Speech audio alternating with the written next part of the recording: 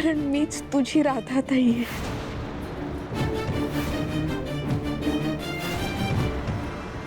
कालभस्मयोग हातातून निसटून गेला. अंबिका, तुला कवडीत बंद करण्यासाठी इतकी वर्ष वाट पाहिली मी, इतकी वर्ष कष्ट घेतले, नियोजन केलं, सगळं सगळं काही तुझ्या मीरामुळे एका क्षणात उद्ध्वस्त झालं.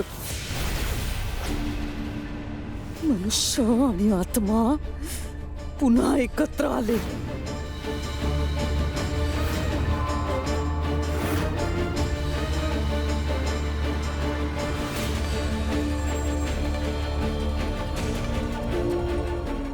आता माझ्या नशिबी पुन्हा वाट पाहणं आलं.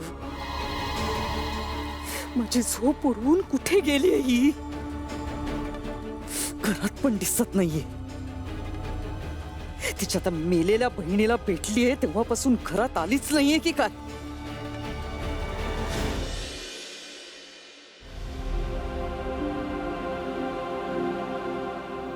आई, काय झालं? काही नाही. बरी आहेस ना तू? हो. नाही, अशी अस्वस्थ दिसतेस म्हणून विचारलं. नाही, ते ते मी मीराची वाट बघत होते. ती आली नाही खाली अजून. आई, वहिनी पहाटेच देवळात गेलीये. देवळात? हो. देवळात कशाला गेली ही आता? अंबिकाला शोधून बाहेर काढलं. अंबिका तिची बहीण आहे हे सुद्धा कळलंय. मग आता?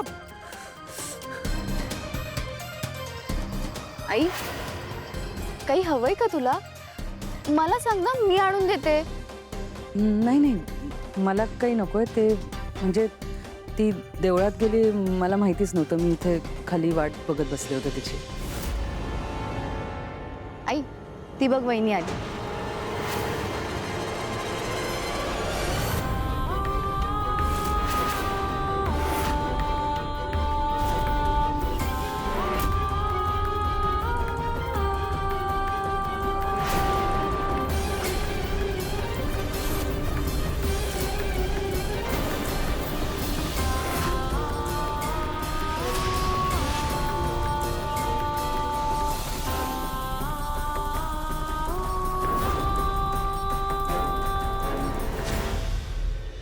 मीरा वहिनी, बरं झालं तू आली.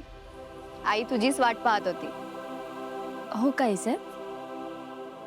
हो, ते मला माहितीच नव्हतं तू मंदिरात गेलीस. कसं झालं दर्शन? दर्शन छान झालं. थांबा, हा घ्या प्रसाद.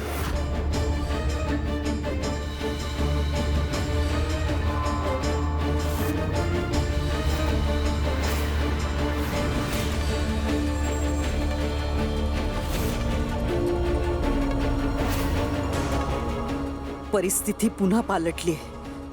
आता प्रसाद खाल्ल्याने त्रास झाला तर? घ्या नाही सर.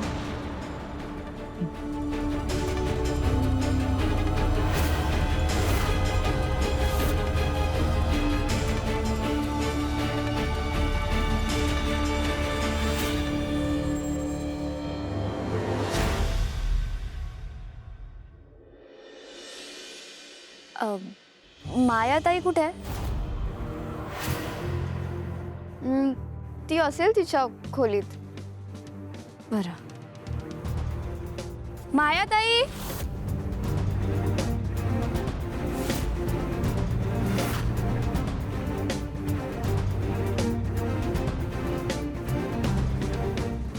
मायाताई.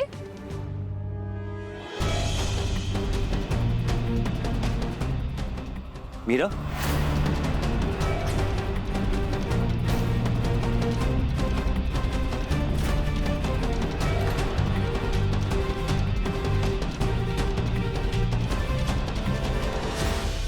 काय झालं मीरा? तू अशा हाका का मारतीयस मायाला? वेदाचे बाबा, बरं झालं तुम्ही आलात. मला मायाताईशी काहीतरी महत्त्वाचं बोलायचंय.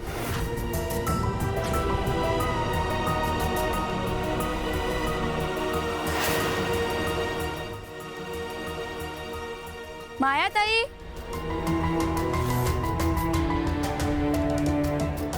मायाताई. आले आले. ही का हाक मारते मला आणि कुठे गेली होती? मीरा.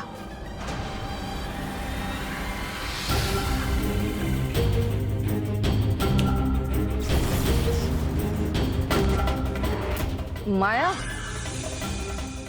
मायाताई. माया अगं हळू. उठ. सावकाश. काय झालं? योग्य माहित नाही. अचानक इथे काही होतं का? अगं ताई, तुझाच पाय तुझ्या पायात अडकला असणार. हा, असेल कदाचित.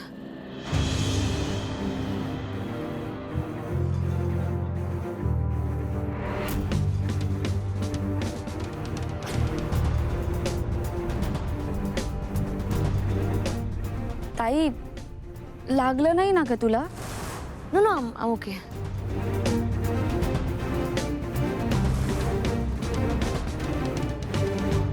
हे एवढं गोड गोड का बोलते? नक्कीच्या डोक्यात काय चाललंय?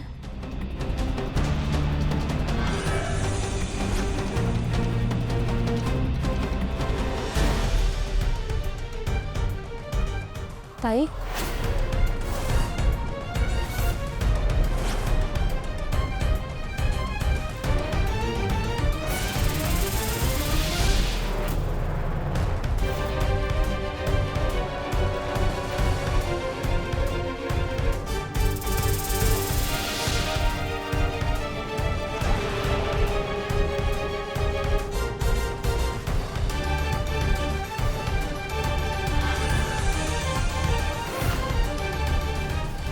ही मीरा नक्की काय करण्याच्या विचारात आहे?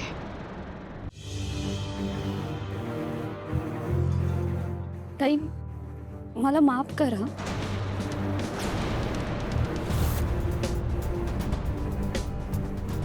मी उगाच संशय घेत होती, पण आता माझ्या मनाचं समाधान झालंय.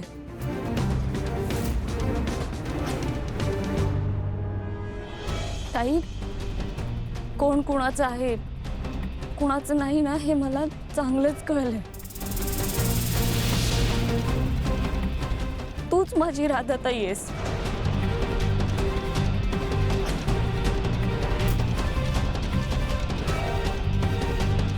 ताई, मी तुझ्याशी जसं वागायला नको होतं तसंच वागत आले.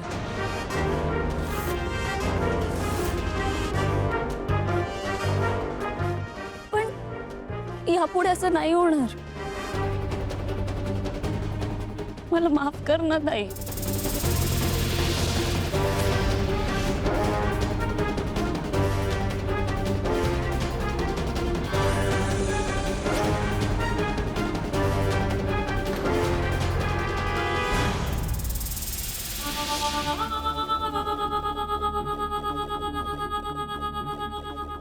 ही मीरा आधीची मीरा नाहीये. मला सांभाळून राहावं लागेल.